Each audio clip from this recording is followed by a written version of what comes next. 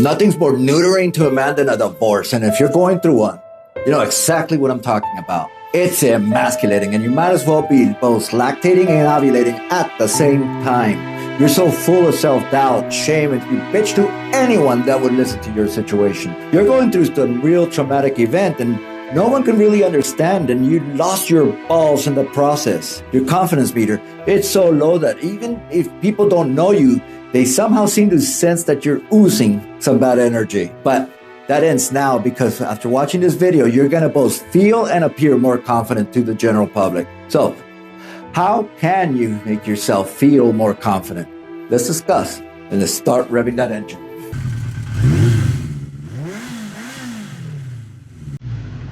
Gentlemen, I'm Rene Garcia, and I'm a divorce coach for men. I know exactly what you're going through, as I've worked with now thousands and thousands of men just like you to help them get their life and their balls after a divorce. Because no, bro, not a single one, no matter how hot a piece of ass she is, no girl deserves your balls. No one does. They're yours and they're fabulous. Problem is that after they take them, no girl wants a neutered guy. We become puppies, so many just walk out on you. It's fucked up and it's a double-edged sword. I get it. If you're going through the divorce, you're going to need help. Therapy is great, but you need a coach, one that specializes in divorce and works exclusively with men. Make a one-on-one with me. I'll help you get ahead of your problem and speed up your recovery, because you need a professional, and the earlier we meet, the easier and smoother that you can start your recovery. The initial consultation is free and 100% confidential, and the link is in the comment section underneath. So schedule a call today, because I'm not therapy. I come with answers, and I wouldn't be doing this if I didn't believe that I was the best. It's just too important. Confidence is freedom. It's living the life that you want. It's communication without words. It's motherfucking control, and it's exactly what I do as a coach.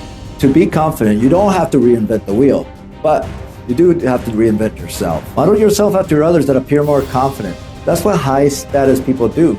They adapt. To those that say that they just need to be themselves, I'd say, fair enough. Fair enough. But you know who takes leadership classes? Leaders do. Whatever you're doing right now, don't move. Just stay right where you're at, in the same position you're at. As you're watching or listening to this video, think of first how your body language is affecting you, and then how your body language is affecting how others are perceiving you. In other words, are you turtling from the world, taking up as little space as possible?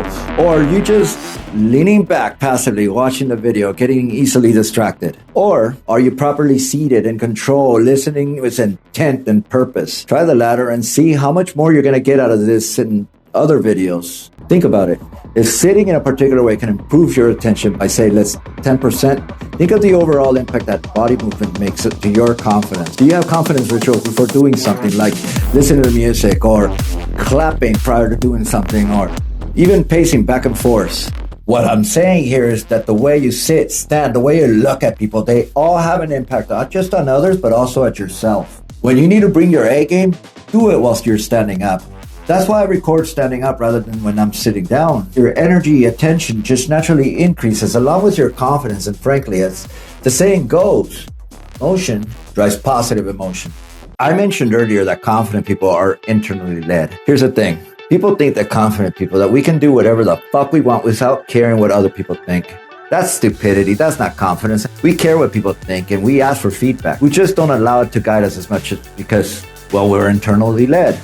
Begin thinking of confidence differently than you're used to, because it's widely accepted amongst experts to be a leadership property rather than a social one. You have this uncanny ability to control both yourself and others in your surroundings by letting them know that you believe in them. You make them feel special and comfortable with who they are. Remember this.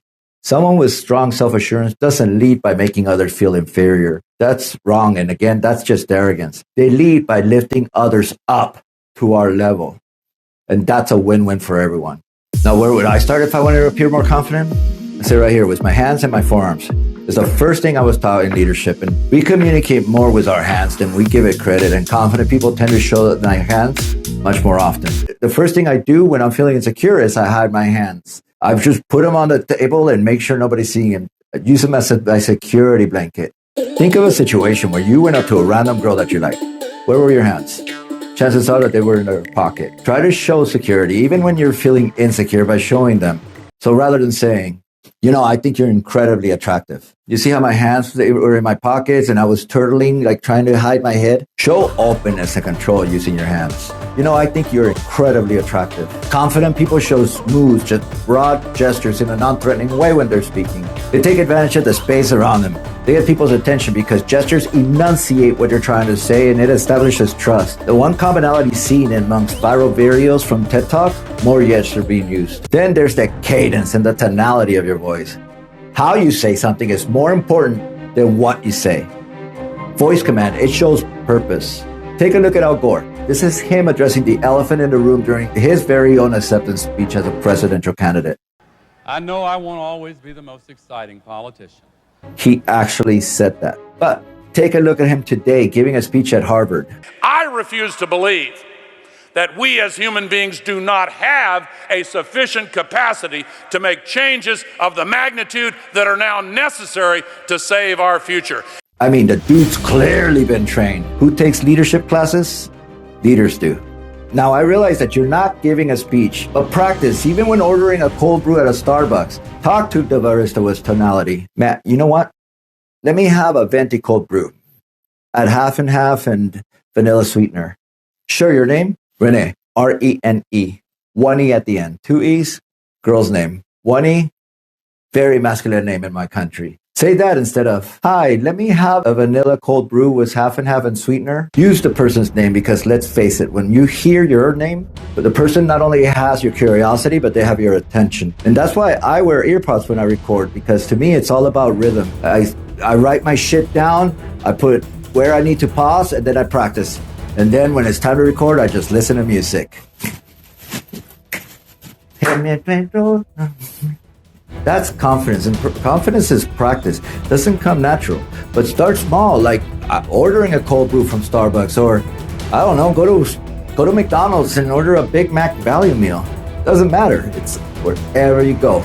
Men don't like to admit this, but style or what you wear, it matters, and it's not a coincidence what I wear in my videos that's highly impacted by the topic at hand. Power clothing has always been with us since the Roman times. It's why medical students wear shorter white coats than attending physicians. Status. It's estimated that we spend twice as many hours sitting versus standing or moving around. Yet, people are going to give you examples of walking or standing to gain confidence. Remember when I asked you what you were doing when watching this video? Chances are that your ass was sitting down. Now, lots of people, they're going to talk about manspreading versus crossing the legs, manspreading like so. And it's all on attitudes. Here's a picture of President Obama and Donald Trump. They're both manspreading. That's because they're not relaxed. They're sizing each other up. They're equal adversaries. But in this particular picture, Obama has the upper hand because as they're shaking hands, you got Trump having to go reach across his body, making him smaller to shake hands. Well, Obama, he's just reaching over, showing his entire body. Believe it or not, that's one of those things that dignitaries, they fight over which side to shake hands on. How about puffing your chest or standing taller? Does that work? Fuck yeah. Anything that defies gravity, like raising your arms around your head or even just raising your head alone, those work. I'd add that if you want to feel, not just appear more confident, change your gait. Walk with a purpose as though you're on a mission because you are. You're looking for something. You're looking for your fucking balls, and with a few tweaks, you're going to find them. Point is that there are a lot of tricks from your posture to how you sit, to your gestures alone, to what you wear or how you speak. There's a lot of tricks to help you become more confident because sometimes we just don't want to do anything. And the simple act of defying gravity, that's going to work. According to Gallup, only 4% of the population has high self-assurance.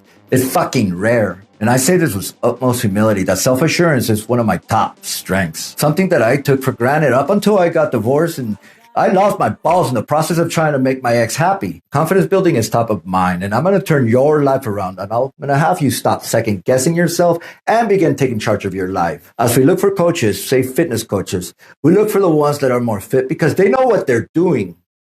Hire a divorce coach that frankly knows exactly what confidence is, what it feels like, develops it, and makes it his mission to elevate those of his clients. Make a one-on-one with me because no bullshit here.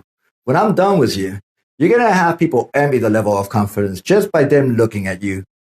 And this time, you'll be oozing self-assurance. They'll remember you for that. Thank you very much.